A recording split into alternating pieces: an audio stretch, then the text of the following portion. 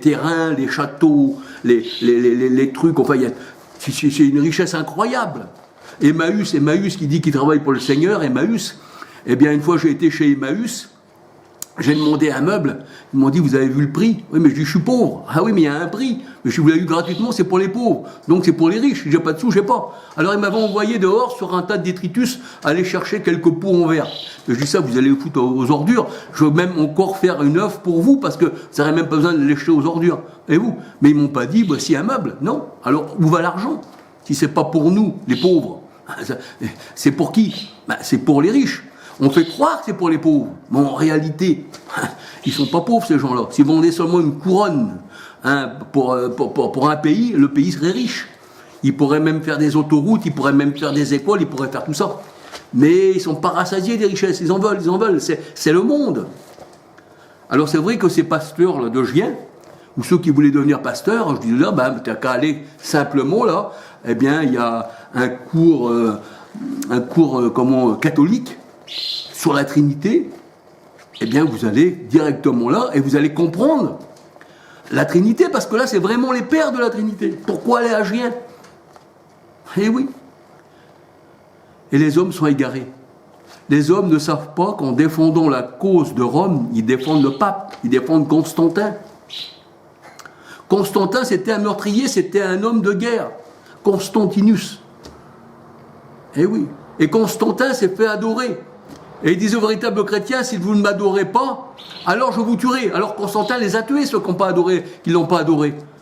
Ceux-là sont morts, les véritables chrétiens, parce qu'ils n'ont pas voulu adorer Constantin. C'était le culte de l'empereur. Voilà. Mais les faux chrétiens, ils ont dit, Constantin, on va t'adorer. Alors Constantin leur a dit, puisque c'est comme ça, eh bien si vous m'adorez, eh bien je vous laisserai adorer aussi vous de Jésus. Et Constantin, quand il a vu toute cette armée qui venait à lui, de soi-disant chrétiens, il a fait une église, une assemblée, on va dire, qui s'appelle l'église catholique, qui signifie universelle. Et cette église catholique universelle, qui n'était plus l'église du Seigneur, qui avait tué les véritables chrétiens par Constantin, de là est sorti les protestants. Donc les protestants sont sortis de ces assassins. Et les protestants aussi se sont massacrés avec les catholiques, il y a eu la guerre des religions. Qui ensuite, après, ces protestants qui ont protesté, sans vouloir protester, parce qu'ils ont gardé cette trinité catholique, eh bien après, ils se sont encore divisés, parce qu'ils ont protesté entre eux. Parce que c'était vraiment des protestants. Parce qu'après ça, il y a eu les baptistes, les anabaptistes, les assemblées de Dieu, les armées du salut, et j'en passe. Voyez-vous? Et même entre eux, ils ne sont même pas d'accord. Mais tout en n'étant pas d'accord, ils font l'œcuménisme, c'est-à-dire toutes les églises ensemble, parce que nous avons un seul Dieu. Alors on voit dans toutes ces églises, plein de gens qui se rassemblent et qui se tiennent la main. Le Seigneur, il dit qu'il y a-t-il entre les ténèbres et la lumière? Mais en vérité, dans toutes ces religions, il n'y a aucune lumière. Ce n'est que ténèbres. C'est normal que les ténèbres se rassemblent et qu'ils se liguent tous ensemble. Ils ont un seul Dieu, c'est vrai, eux. Et ça, c'est vrai. C'est le Dieu de ce monde. Et oui, ce Dieu de ce monde qu'ils ont divisé en plusieurs dieux. Alors chacun croit sa divinité comme il l'entend. On parle aux gens et disent moi je fais mon Dieu à ma manière, je crois à ma manière. Si je crois à ma manière, je vais même faire un Dieu moi-même qui ne va pas me juger. Je vais coucher avec la femme de monsieur Untel, je l'ai fait à ma manière, il ne dira rien, parce que je me l'ai modelé. Le Seigneur il dit c'est selon ton imagination que tu as imaginé ces choses-là. Tu as même fait tes idoles à ton image. Elles te ressemblent, l'idole. Tu es mort, laisse les morts enterrer leurs morts. Et réveille-toi d'entre les morts, il dit le Seigneur. Le monde entier est mort, Dieu l'a jugé. Et l'idole, elle est morte. Vous savez qu'une idole, c'est un bout de bois. C'est une pierre. C'est matériel. Et l'homme, selon son imagination, dit, je vais lui faire des yeux comme ça. Je vais lui faire des oreilles comme ça. Et je vais bien la tailler pour qu'elle attire les yeux. Alors c'est puis la parole de Dieu, elle dit, on vit par la foi, on ne vit pas par la vue. Mais là, il faut qu'il voit l'idole. Et quand il voit l'idole, il se prosterne devant l'œuvre de ses mains. Mais le Seigneur a dit, ne dirait pas que j'ai la fausseté en main. C'est pas devant un bout de bois que je me mets devant. Avec le même bout de bois, j'aurais pu faire une porte. Avec la même pierre, j'aurais pu faire un WC. Eh oui. Mais le Seigneur a dit, elles ont des yeux, ces statues, qui ne voient pas. Mais toi, tu es mort, tu es comme eux, tu ne vois pas que c'est une statue. Tu as des oreilles, tu vois bien que la statue n'entend pas, tu lui ressembles. Le Seigneur a dit dans sa parole. des faiseurs de statues ressemblent à ce qu'ils ont fait, alléluia. Ils sont morts eux-mêmes, une statue est morte. On voit même des fois que les statues sont tenues par un socle, pour pas qu'elles tombent. Et imagine-toi quand ces statues que tu adores tombent par terre et qu'elles soient réduites en poudre. Elle est toujours là, la masse est toujours là, sauf qu'elle a changé d'aspect. Ben, tu l'adorais. Ah non. Les vrais adorateurs adorent Dieu en esprit, en vérité, alléluia. C'est vrai. Et le Seigneur Jésus disait, maintenant ce n'est plus à Jérusalem, là que vous allez adorer. Parce que celle-ci, je l'ai détruite, c'est devenu Agar, avec ses enfants charnels. Galates 4, 21 à 31. C'est l'Arabie. Et c'est vrai, il y a la mosquée d'Omar maintenant. Le mur des lamentations, ici et ça. Apocalypse 11, 8. Sodome et Gomorrhe, elle l'appelle le Seigneur. Eh bien, le Seigneur, il dit dans sa parole, tu dois m'adorer en esprit et en vérité. C'est là que le Seigneur cherche de vrais adorateurs. Alléluia. Mais ton idole, elle tombe par terre, elle se réduit en cendres. Est-ce que tu vas continuer à l'adorer? Eh oui. Ne diras-tu pas qu'elle est rendue en poudre? Ben, tu vas pas ça compter, parce que là, tu vas plus l'adorer. Il fallait que cette idole soit faite à l'image d'un homme. Ben, pour d'autres, il faudrait qu'elle soit faite à l'image d'un éléphant, comme Ganesh, ou d'une vache, ou adorer le gonge, ou adorer un arbre. Adorer un homme, un peu comme Constantin se faisait adorer, ça s'appelle le culte de l'empereur, qui aujourd'hui, Constantin est devenu le chef de la Trinité. Eh oui, tu te trompes. Le Seigneur est dit, retrousse chemin, refais demi-tour, parce que là, tu luttes. Vous savez, on prend une personne qui est à vélo. Si elle a le vent dans le dos, elle n'a pas besoin de pédaler beaucoup. Le vent la pousse. Mais si elle se met contre le vent, surtout qu'aujourd'hui les vents sont forts, c'est très dur. La parole de Dieu nous dit que Dieu ne change pas. Il est un vent, le vent de l'esprit. Le Seigneur Jésus disait dans sa parole, dans Jean 3, versets 3 à 8, le vent souffle où il veut. Tu n'en sais d'où il vient, tu ne sais d'où il va. Il n'en est ainsi de tout homme qui est né de l'esprit. Donc l'esprit, c'est le vent. Mais le vent ne change pas. Si toi, tu es sur ton vélo, que tu te laisses pousser par le vent, tu auras la bénédiction de Dieu. Mais si tu luttes contre le vent, tu auras à pédaler. Mais le vent, lui, n'a pas changé de direction. C'est toi qui changes de direction. Alléluia. Tu changes de direction et tu te mets contre le vent. Et le Seigneur, il dit, dans sa parole, comme il disait à Saul de Tarse, il serait dur de regimber contre les aiguillons. Oui, parce que Dieu, c'est une épée. Il serait dur que tu luttes, que tu t'avances contre moi. Parce que si tu t'avances contre moi, je suis une épée et tu vas te transpercer. Mais si tu marches avec moi, alors mon épée sera avec toi. Elle va te sauver. Alléluia. Eh bien, c'est ça. Alléluia. Et aujourd'hui, nous voyons que les gens, eh bien, sont pris par des gourous. Les gens sont pris par toutes sortes de mots. Ils pensent qu'à eux, à l'argent. Ils n'ont pas une pensée pour l'éternel. Ils ne pensent qu'aux choses de la terre. Ils se réveillent le matin, ils astiquent leur véhicule, leur camion. Pour les entrepreneurs, c'est pareil. Ils téléphonent le matin de bonne heure. Est-ce que la marchandise est bien arrivée ici et ça? Ils pensent à leur ventre.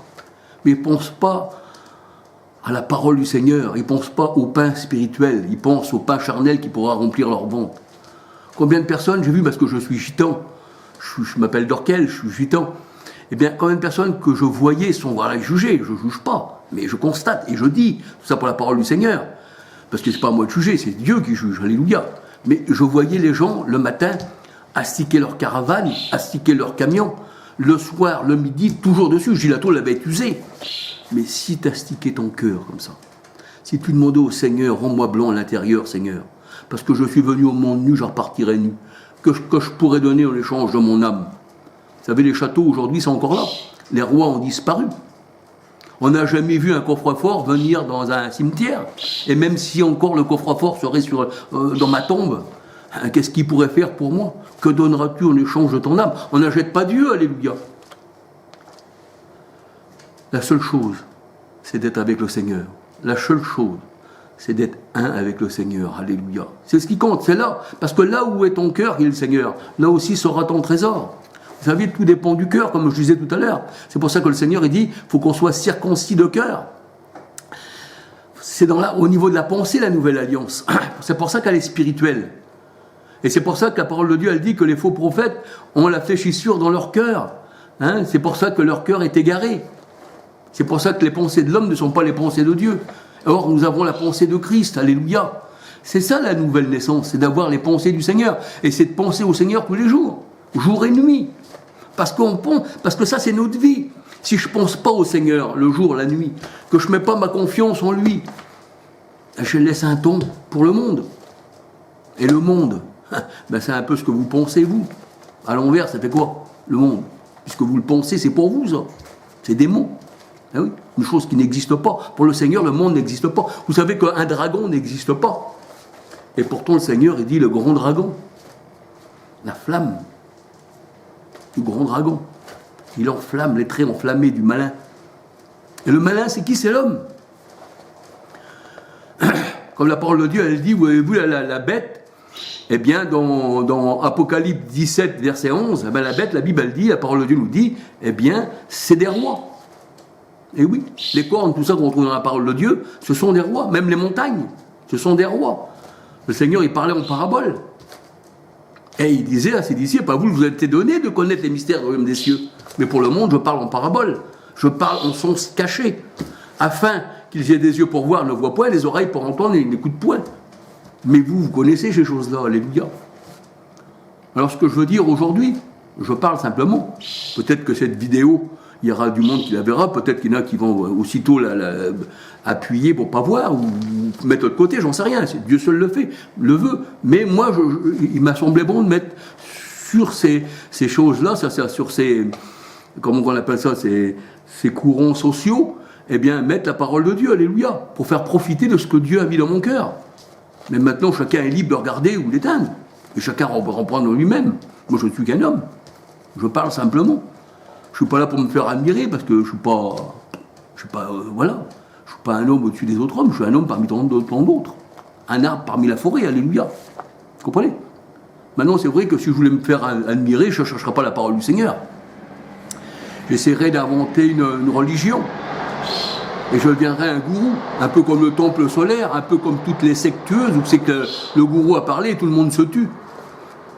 Une fois, j'ai vu un homme qui portait une croix. Mais la croix, elle faisait facilement au moins 3 mètres.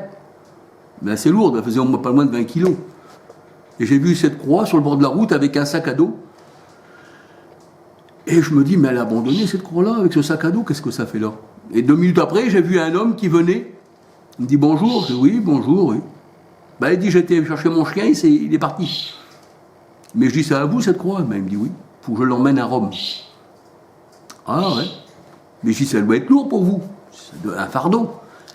Ah non, il dit il faut que je la mette au pied du pape. Ah oui.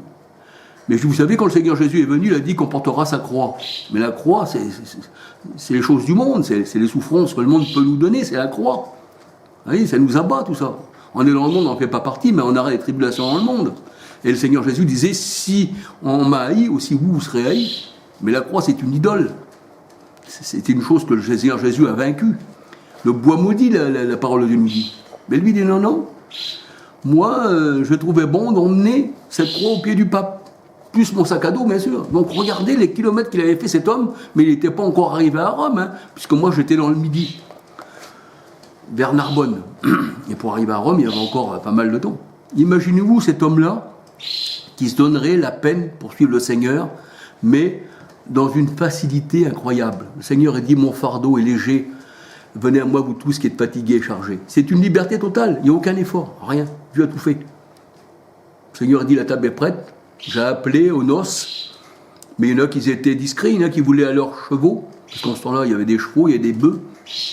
L'autre, il voulait regarder ses terrains, l'autre sa maison. Mais chacun était occupé. Et aujourd'hui, c'est ce que c'est. Chacun lave sa camping, son camion. L'autre, il regarde sa maison. L'autre, c'est son entreprise. L'autre, il dit, moi, je regarde là-bas, si l'homme-là, il n'est pas malade. Parce que s'il est malade aujourd'hui, il ne pourra pas faire le travail, là. Ça, c'est chez Charnel, ça. Il travaille pour son ventre, pour la chair. C'est en vain que l'homme s'agite, la parole de Dieu nous dit. Mais tout ça, ça va disparaître. Vous savez, vous négligez l'éternité au profit d'une étincelle de vie. Parce que votre vie, c'est une étincelle par rapport à l'éternité. Eh oui. Je regardais dans la parole de Dieu, Moïse, eh bien, il avait été institué en Égypte. C'est vrai. Mais la parole de Dieu, elle dit que Moïse, il n'a pas regardé la grandeur de l'Égypte, mais il avait les yeux rivés sur la rumination du Christ. Ça veut dire sur la grâce du Seigneur. Parce qu'il savait qu'il avait plus à gagner dans l'éternité qu'il avait à gagner sur cette terre. Mon royaume n'est pas de ce monde. Et vous voulez bâtir ici. Et vous dites qu'ici vous êtes bien. Mais non. Bien sûr, ici c'est le séjour des morts. Ça, le Seigneur, il l'a dit. Ben oui. Vous savez, comme je vous disais tout à l'heure, ben sur l'ombre de la mort, une lumière s'est levée. Ben oui. Sur le territoire de la mort, une lumière s'est levée. La Galilée des païens, territoire de la mort, de l'ombre de la mort. Donc le Seigneur, il dit que ça, c'est l'ombre de la mort. Et quand je marche dans l'ombre de la mort, le psaume 23 nous dit, je ne crains rien, parce que ton bâton et ta houlette me rassurent, alléluia. Et le Seigneur Jésus-Christ disait, eh bien, à un de ses disciples, qui voulait enterrer son père, laisse les morts enterrer leurs morts. Toi, viens, suis-moi. Le Seigneur, il dit, ne pleure pas pour un mort, parce qu'il est mort. Ne pleure pas pour Saül, je l'ai rejeté. Tout ce que le Seigneur rejette, on ne peut pas pleurer. On peut pleurer dans notre cœur parce qu'ils n'ont pas accepté le Seigneur, parce qu'on ne les verra plus après la mort. Ça sera fini. Il est réservé à l'homme de mourir ensuite. C'est le jugement éternel. Eh bien, ce monde-là est mort. Réveille-toi d'entre les morts, dit le Seigneur. Et vous savez que comme Paul il parlait du baptême pour les morts, le baptême c'est aussi un engagement, une consécration. Oui. Et comme Paul il dit qu'il s'est fait baptiser pour les morts, ça veut dire qu'il s'est consacré pour ce monde mort. Mais les morts n'ont pas voulu l'écouter. Mais le Seigneur dit dans sa parole, je suis une odeur de vie pour ceux qui vont à la vie, et une odeur de mort pour ceux qui vont à la mort. Alléluia.